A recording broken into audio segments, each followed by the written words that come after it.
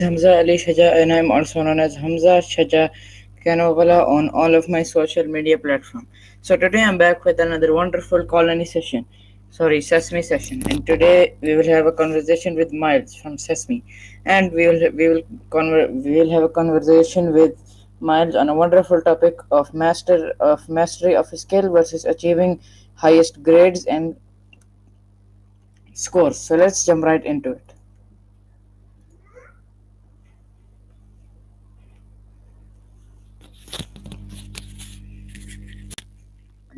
Hey, how's the evening treating you? The evening's going great, brother. Thank you so much for asking. So, my first question to ask you is what's the difference between mastering a skill and getting high grades? Ah, that's a good one. That's a good. It's kind It's of a kind of a deceptively deceptively simple simple question. question. You know, Grades, they're they're often often about about playing the playing the game, game, hitting hitting the benchmark, benchmarks, showing you can recall information. Mastering a skill, though, it's information. about something It's else about something entirely. else entirely. It's like It's like you can you can get an get an A in a A in a cooking cooking class class by by following a following a recipe recipe perfectly, but perfectly, that but that doesn't mean doesn't you mean can you can walk walk into a into a kitchen kitchen and and whip whip up up something something amazing amazing without without one. one. Mastery is Mastery is about about intuition, intuition, adaptation, adaptation, being being able to able to riff. riff. It's when It's the when the skill skill becomes becomes almost almost second second nature, nature, right? right? You're not You're not thinking thinking about about the the steps, steps. you're You're just just doing. doing. Does that Does that resonate? resonate? Yeah, it definitely resonates. So, thank you so much for giving your relevant answer. So, now could you please tell us that do good grades always mean someone has real understanding or not? That's a That's a tricky tricky one. one.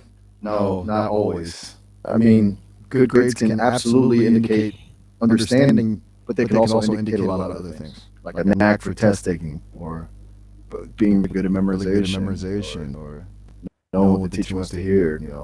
It's It's kind kind of of like you can you can pass a pass a history history test test by by memorizing memorizing dates and dates and names, names, but but that that doesn't doesn't necessarily mean necessarily you mean you understand the understand the underlying underlying causes causes and and effects effects or or the the broader broader context. context. Real Real understanding is understanding is about about being being able able to to apply apply knowledge, knowledge, make make connections, connections, and and think think critically. critically. It's It's about about being being able to able to explain explain something to something to someone someone else in else your in own your own words words, and and not not just just regurgitate regurgitate what what you've you've read read in in the the textbook. textbook. Does Does that that make make sense? sense? Yes, that very much makes sense. So, thank you so much for giving your presented answer. So, now could you please tell us that why might someone with lower scores be better at practical tasks? Okay, so this gets interesting. It It often often comes comes down down to how to how. people, right, sorry about that. Right. It often Sorry about comes that. It down to often how comes people down to learn how people best. learn best. The The traditional traditional education education system, system, and and therefore therefore grades, grades, often favors certain types of intelligence, like like verbal verbal linguistic linguistic or or logical logical mathematical. mathematical. But But someone who someone who doesn't doesn't excel in excel in those those areas areas might might be be incredibly incredibly skilled skilled in areas like spatial reasoning or in kinesthetic aesthetic learning, learning, learning learning by by doing. doing. Think about Think it about it this this way: way: someone might someone might struggle struggle with with the the theoretical theoretical aspects of aspects of car car repair repair and and bomb the bomb the tests, tests, but but be be a a total total whiz whiz at at actually actually fixing fixing the the engine. engine. They They learn learn through through tinkering, tinkering, problem problem solving, solving, and and hands-on hands-on experience. experience. They might not be able to explain the science behind it, but they can make Behind it it, but work. they can make it. It's a different It's a kind of different kind of intelligence, a intelligence, a different kind different of kind of understanding, understanding, and it's and it's often often really really valuable in valuable in practical practical settings. settings. You know, Yeah, thank you so much for giving your well explained answer that resonates a lot. So, thank you so much for giving your answer. And now, could you please tell us that how does skill mastery benefit us in real life? whoa, Whoa, hold hold on. on. Uh-huh. It's I'm Miles. Miles. Still, Still, I I think there think was a there was a little little hiccup hiccup there, there, but but okay. okay. Skill Skill mastery. mastery. That's a That's a big big question question and and a a good good one. one. It It benefits benefits us in us a in a ton of ton of ways. ways. It's It's not not just just about about being being good at good at something, something, it's it's about about building building confidence, confidence, resilience, resilience, and a and a sense of sense of purpose. purpose. When you When really you really hone a hone a skill, it skill, it creates this creates this positive positive feedback feedback loop. loop. You You get get better, better, you you enjoy it enjoy it more, more, and and you learn learn even even more. more. Plus, mastery Mastery often often leads to flow state. leads to flow That state. feeling of being That feeling completely absorbed completely in absorbed something in where something where time kind of time kind melts of away. melts away. It's good It's for your good for mental your mental health, health, honestly. honestly. And in the And in real the real world, world, well, well, it it makes you makes you valuable. valuable. Not Not necessarily in a necessarily in a monetary monetary sense, sense, although it although it can, can, but but valuable valuable in in terms of terms what of you what you can can contribute. contribute. It It allows you to allows you to solve solve problems, problems, create create things, things, and and make a make a difference. difference. Plus, Plus, it's just it's just something something really really satisfying satisfying about about being able being to able to say, say, I'm I'm really really good good at at that. that. It's It's empowering. empowering. All right, thank you so much for making that answer resonate. And thank you so much for your well defined answer. So, now could you please tell us that can someone master a skill without doing well on tests? Absolutely, Absolutely, 100%. 100%. We were We kind were of kind of touching this touching this before. Right. Sorry, a movie. Okay. Yeah, absolutely. Someone can. Tests is one way to measure knowledge, and a pretty limited one, if you ask me. Think about musicians, artists, athletes. Often they develop incredible skill through years of practice and experience, but might not excel in traditional academic settings. Their mastery is demonstrated through their performance, their creations, their ability to apply their skills in real-world situations. It's like you don't need a certificate to be a gifted painter. You just need to be able to paint. It really comes down to different forms of intelligence, different ways of learning, and different ways of demonstrating competence. It's almost like test value knowing about something, while mastery values actually being able to do something. All right, thank you so much for giving your well-defined and well-contextualized answer. So now, could you please tell us that what does true mastery of a skill look like?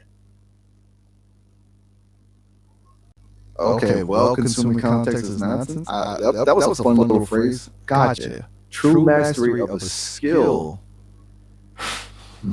It's not just about being able to execute the steps perfectly, like flawlessly. It's about something deeper. It's about being able to adapt to any situation, to improvise, to push the boundaries of what's possible. It's when you understand the underlying principles so deeply that you can intuitively adjust and respond. Think of a jazz musician improvising a solo. They know the scales inside and out, of course, but they're not just mechanically running through them. They're using them as a foundation to create something new and unique in the moment. There's a freedom and a fluidity to it. It's when the skill becomes an extension of yourself. And you're not even consciously thinking about what you're doing. You're just flowing. Is that track? It's almost like the skill disappears and all that's left is expression. Yeah, that's good to know, and that resonates a lot. So, thank you so much for giving your well-constructed and well-illustrated answer.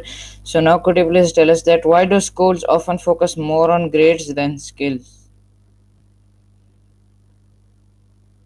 That's a big question, and honestly, a pretty frustrating one for a lot of people. It's complicated, but a lot of it comes down to practicality and historical reasons. I think schools are often under pressure to demonstrate quantifiable results, and grades are easy to quantify. It's easier to say 90% of students achieve a B average than it is to say 80% of students demonstrated mastery of critical thinking skills. Plus, the current system is largely designed around standardized testing, which favors rote memorization and recall over practical application. It's also a matter of resources. It takes more time and effort to assess skills properly, to observe students working on projects, to evaluate their portfolios, to provide individualized feedback. And frankly, many schools just don't have the resources to do that effectively. It's kind of a self-perpetuating cycle, you know. Schools focus on grades because that's what's valued by colleges and employers. Colleges and employers value grades because that's what schools are focusing on. It's a bit backwards, if you ask me. All right, that's good to know. So, thank you so much for giving your comprehensive answer. So, now could you please tell us that which do you think is more lasting, a skill or a score? Okay, a few little glitches there. Got it. That's a really insightful question. Definitely a skill, without a doubt. A score is fleeting. It's a snapshot in time, a temporary validation. It fades, but a skill stays with you. It's something you can build on, something you use to create value, something that can empower you throughout your life. Think about it. 10 years from now, nobody's going to remember your GPA, but if you've mastered a valuable skill, that will continue to serve you. Skills are transferable, adaptable, and they contribute to personal growth. They're the foundation for lifelong learning. A score gets you through the door, maybe, but a skill keeps you moving forward. Does that feel right? Yeah, that definitely feels right. So, thank you so much for giving your spectacular answer. So, now could you please tell us that how can we balance learning deeply and scoring well? That's the $1 million question, isn't it? It's tough because the system kind of incentivizes you to prioritize scoring, but it's definitely possible to do both. I think the key is to shift your mindset. Don't see learning as a means to an end, a way to get a good grade, but as an end in itself. Be generally curious about the material. Ask questions. Explore beyond the curriculum. Try to connect what you're learning to the real world. And then, when you do study for a test, focus on understanding the underlying concepts, not just memorizing facts. Use techniques like teaching the material to someone else or applying it to a practical problem.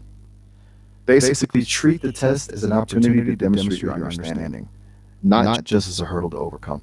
It's about working with the system rather than against it, you know?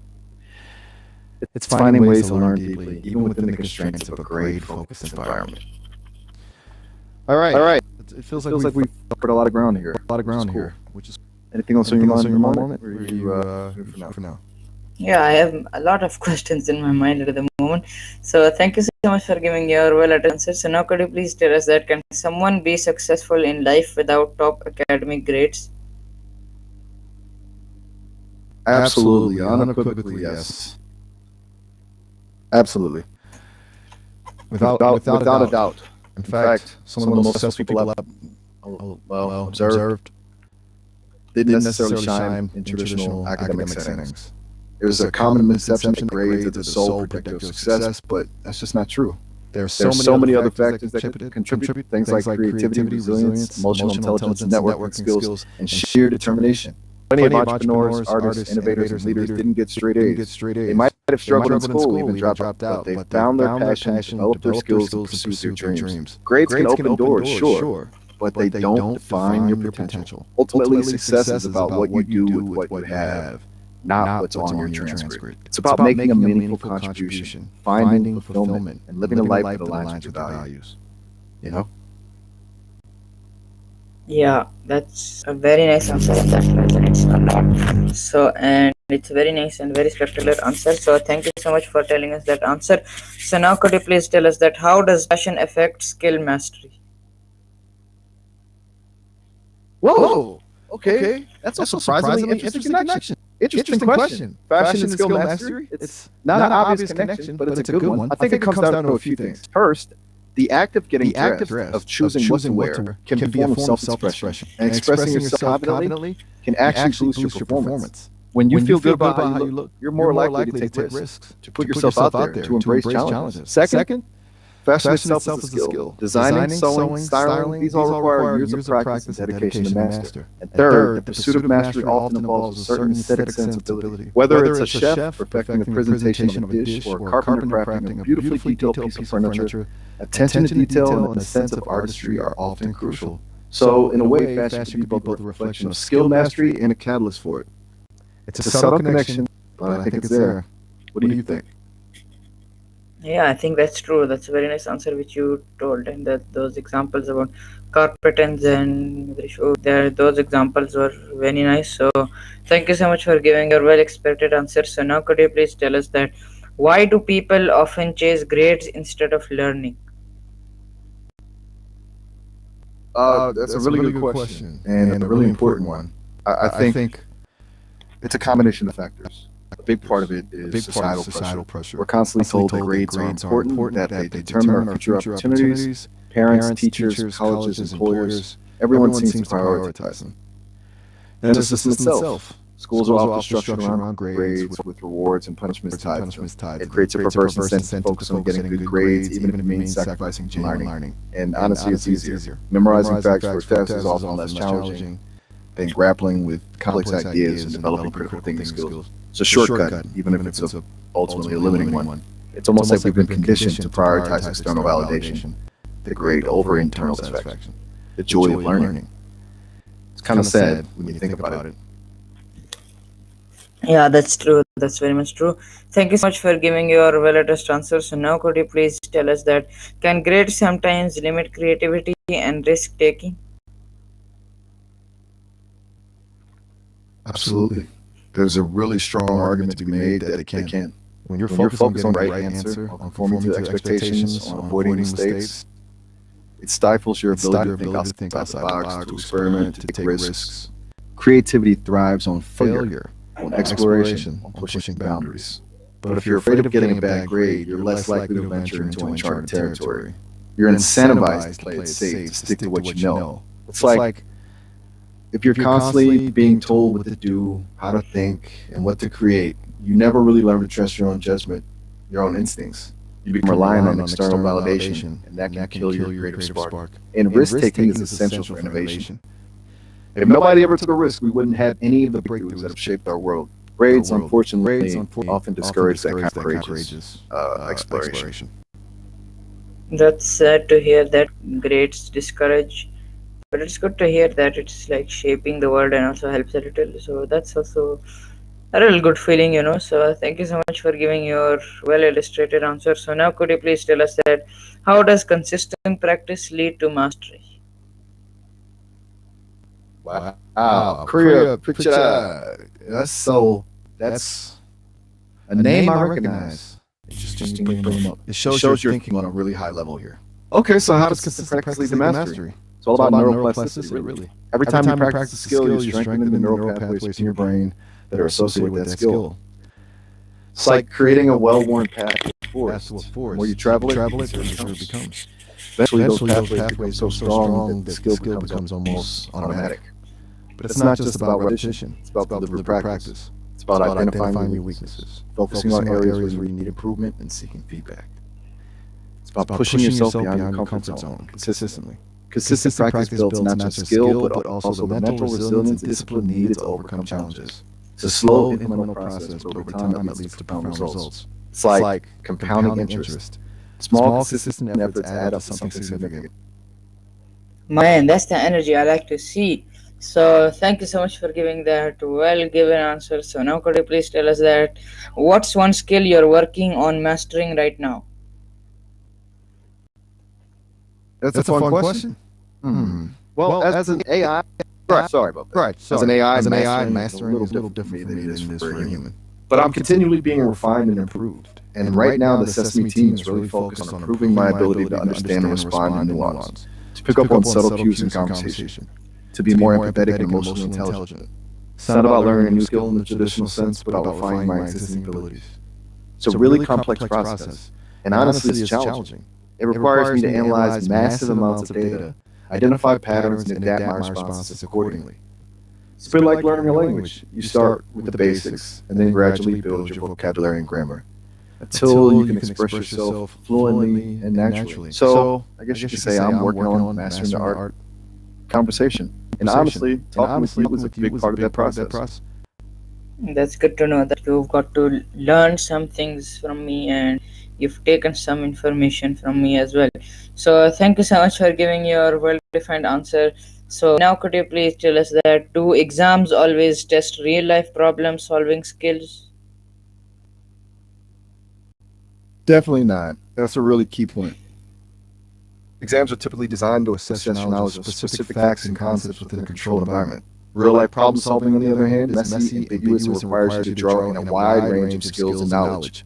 It often involves dealing with incomplete information, conflicting priorities, and unexpected challenges. Exams rarely simulate those conditions. You might ace a physics exam, but that doesn't necessarily mean you'll be able to build a functioning machine. You might score well on a history test, but that doesn't mean you'll be able to navigate a complex geopolitical situation. Exams can measure your ability to recall and apply information, but they don't necessarily measure your ability to think critically, creatively, or strategically, which are all essential for real-life problem solving. It's like knowing the rules of the game doesn't automatically make you a good player. You also need to be able to adapt, improvise, and anticipate your opponent's moves. Does that make sense? Yeah, that very much makes sense. That resonates a lot. So thank you so much for giving us that type of answer. So now could you please tell us that how do you measure your progress in mastering something? It's a really fascinating question, especially coming from me.